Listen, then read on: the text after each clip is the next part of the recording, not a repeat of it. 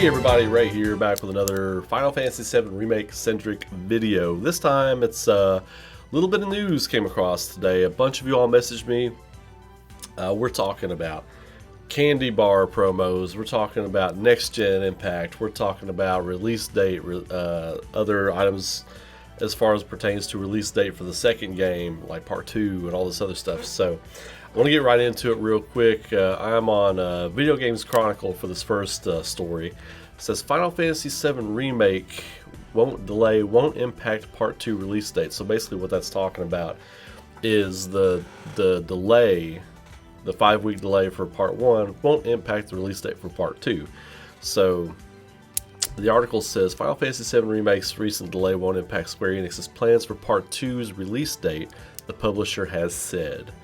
So scrolling down for some stuff here is like some basic fluff for the article here. During a financial results briefing this month, Square Enix president Yosuke Matsuda was asked if the delayed Final Fantasy VII Remake release date will impact development or launch timelines to the follow-up game. No, it will not, he replied. So that kind of makes sense because they're already developing Part 2, right? In November, Final Fantasy VII Remake Tetsuya Nomura confirmed work on Final Fantasy VII Remake Part 2 was underway. Producer Yoshinori Kitase has said the level of content being created for each Final Fantasy VII Remake title is comparable to that of a full game, and that he expects development of the second entry in the project to be more efficient than the first. And that makes a lot of sense because you've already got like your character designs, your renders, all this other stuff, how the world is built, basic framework for how things work, your battle system, all this other stuff that you had to plan to get the game off the ground, it's already made. So basically you have to rework, or not rework, but you have to work new scenario elements, you have to plan where the game's going to go, you have to do all these other things. So it's an interesting time to see how this is going to go with the next gen development. Anyway, it goes on to say, while the development team finished the first game in the project, we are continuing to plan and outline the overall volume of content for the second, he explained at E3 2019. So I'm kind of torn on this. I really feel like they have already started building the game. I think that's happening now. I think we're probably getting the second game in 2021, which is fine because I'll play this until 2021. That's totally fine with me. I'll be playing it until 2021, so that's fine. I'll play this until the next game comes out. And we got other games like Resident Evil 3 Remake. We got a bunch of cool stuff coming out. Final Fantasy VII Remake will be exclusive to PlayStation platforms for 1 year. During Square Enix's financial results briefing, Matsuda also said PlayStation 5 and Xbox Series X backward compatibility mean the company isn't planning to release next-gen exclusives for some time. Okay, so, and again, that was videogameschronicle.com. I don't think I've ever been on this website before, but it seemed pretty informative. They seemed like they know what they were talking about. So, okay, what that means to me, in my interpretation of that. Alright, so I've had the theory for a long time that the Final Fantasy VII Remake development for the PlayStation... So everybody's got PlayStation 5 developer kits now. Everybody's got them because they're going to do the launch event. They're pretty soon. Nobody knows when it's going to be. It's probably going to be within the next few months. They're going to have a PlayStation 5 release event. So there are rumors and stuff flying around. Here's my take on it. PlayStation 3 games were being developed for a long time. It wasn't up until maybe 4 or 5 years ago when they stopped releasing PS3 games. PS2 was in development. The overlap is always significant. So the PS5 and the new Xbox Series X, they're going to be backward compatible with this generation. So what I feel like that means is Part 2, Remake Part 3, all the parts of the Final Fantasy VII Remake, they're going to be available on PlayStation 4. They're going to be developed for both, I believe. I believe if you play it on PlayStation 5, you're going to get an upgraded experience, higher fidelity, better sound, just better load times, all that kind of thing. But you will not have to buy a new console.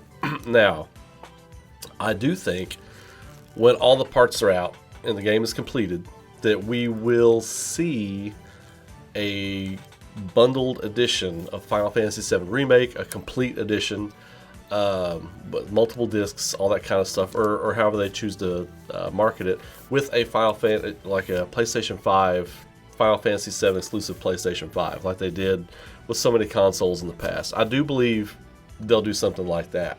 I absolutely believe that. And if I were them and I was their marketing team, if I was PlayStation's marketing team, I'm selling that PS5 by coming out of the gate with a Final Fantasy VII Remake exclusive PlayStation 5. That's what I'm doing. You know, these businesses are in it to make money. I don't fault them for trying to make money and try to be successful. It's a business, but at the same time, they're passionate about what they're doing, so they're making a gorgeous game here. So I've got no problem with that. Now, next piece of news, and this is what you all have been blowing me up about today. So the marketing monster has begun, and basically what I'm referring to is the big Butterfinger baby. I don't know what company this is. I don't think this is Mars Candy. I don't know the different candy companies, but Butterfinger, Baby Ruth, Nestle Crunch. Well, Nestle. I guess it's Nestle, right? It had to be Nestle. Nestle Crunch Bar. A Butterfinger Final Fantasy VII Remake DLC promotion will begin in March 2020. Okay, so for those of you who have to watch your sugar, this game is literally trying to kill you. This Final Fantasy VII Remake is trying to kill you. Eat that sugar, get all that good sugar. Anyway, so for this one, I'm on siliconera.com. This is a website that I'm reading this story off of. It says, well, the first Final Fantasy VII Remake DLC has been confirmed, except it isn't something you can buy in traditional manner. Rather, it comes as part of a Butterfinger Final Fantasy VII offer. An official website has opened, and between March 3rd and May 14th, 2020, people will be able to buy certain candy bars to get add-ons. Getting at least 2 bars will also give people a Final Fantasy VII Remake Tifa PlayStation 4 dynamic theme. See, I don't know about this. Okay, here's why I have a problem with this. You know, I don't think it's good, like, this becomes a health thing, because you buy a bunch of candy bars to get all this stuff for the game. If you're going to make these available here, and if people want these add-ons, you should make it available to buy in the PSN store. Go to McDonald's and get a bunch of garbage cheeseburgers that are terrible for you for scratch-off stickers so you can add on to Cloud's bike or something, you know what I mean? It goes on to read that only a handful of bars will work with the Butterfinger Final Fantasy VII Remake DLC offer. People need to buy 2 bars at one time to qualify for one add-on. Man. And select Baby Ruth, Butterfinger, and Crunch bars are all applicable purchases. You can then email in a copy of your receipt to qualify for an item. You can also text candy to 87654 during the event period. How many candy bars you buy determine which one Final Fantasy VII Remake DLC items you get.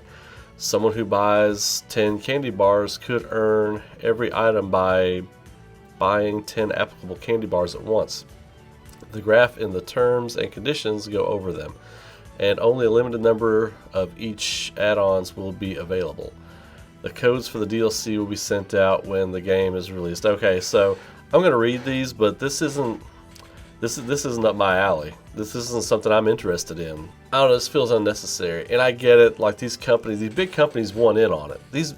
This is these big companies, candy bars. You're going to see soda, energy drink companies, all that kind of stuff. All these other people, even fast food chains, pizza places, all that kind of stuff are going to get in on the Final Fantasy VII Remake train because they all want a piece of that money. But anyway, Midgar Bangle, 100,000 will be available and you need to buy 2 bars to get it. The Shinra Bangle, 50,000 will be available and you need to buy 4 bars to get it. Corneo's Armlet, 50,000 will be available and you need to buy 6 bars to get it. Superstar Belt, 25,000 will be available and you need to buy 8 bars to get it. The Mako Crystal, 25,000 will be available and you need to buy 10 bars to get it. Only 50,000 to 20. Okay, so these are already gone. These are going to already be gone, people. These are already going to be gone. I mean, your chances of getting these are going to be small. I mean, the millions of people that are going to be playing this game, the chances of getting these are going to be very small. If you're all about this, that's cool, man. I hope you get the Mako Crystal. I hope you can get it at some point. You're going to be able to get the Midgar bangle and the Shinra bangle and Corneo's armlet and Superstar belt and whatever the Mako crystal winds up being. I feel like you're going to be able to get all that stuff anyway. Alright, so yeah, interesting stuff. Especially for me, the most interesting stuff is the stuff about the planning, the next gen stuff. I'm a big fan of the video game industry, how they handle business and how they do things. I think that stuff is very interesting to me. Even games and things I'm not excited about or don't have a lot of interest in, those subjects and the stuff they cover very interesting to me. So I felt like for a while I was waiting on some kind of story to come out about it, because I knew there would be, that the backwards compatibility thing would mean that we will get all the parts of Final Fantasy VII Remake on the PlayStation 4 console. PlayStation 4 Pro will still be able to handle this game, I feel like. Now here's the thing, PlayStation 5, everybody's been thinking the next parts are going to be on PlayStation 5, the best experience, because the open world is going to be so massive. So knowing what we know now about what he said, that it's confirmed that they're not going to be making exclusive PS5 games for a long time, I'm thinking this might be more parts. I'm now thinking this might be like a 5-part game or something. I mean, I don't know. I don't know how they would do it, because you're still bound to what's on that disc. So if part 2 has a big open world and stuff, like, just making it on another game isn't going to make you compress that anymore. You see what I'm saying? Like, I almost feel like it might be a big download. Game number 2 could be just a massive download. Because this game's already 100 gigs. I don't know. Something to think about. Something for another day. Anyway, I don't want to keep you all much longer. The Butterfinger thing, the candy bar, like I said, I feel like that's not really a misstep, but it's not my cup of tea, and I kind of hope they don't do a whole lot of stuff like that. And if you're going to do stuff like that, you got to have more things available than 50,000. Like, you're rewarding people for going out and buying 10 candy bars, and it's 10 at least. That doesn't guarantee that you get like the Mako crystal and the Shinra belt and Corneo's whatever it was, armlet. So it doesn't even guarantee that you get those things, excuse me. But I don't know, we'll see how it goes. Anyway, that's that for now. You all have a great night. Keep rocking. We're about to jump into the Chrono Trigger stream over on twitch.tv/Ray Kaufman. So if you have not followed me over there, please go follow me over there. We're going to get started here very soon. I'm going to drop this maybe tonight. So anyway, you all keep rocking. Have a fantastic night, and I will see you all soon. Be good to each other.